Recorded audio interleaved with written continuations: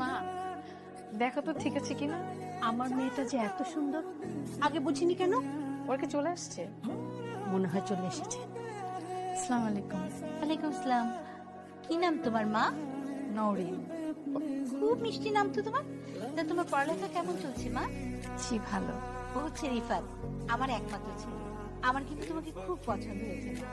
আপনার কোন রং পছন্দ? নীল। আপনার রবীন্দ্রসঙ্গীত পছন্দ, নজরুল সঙ্গীত পছন্দ, তাই না? জি। আপনার পছন্দের খাবার কোনটা? দই ফুচকা।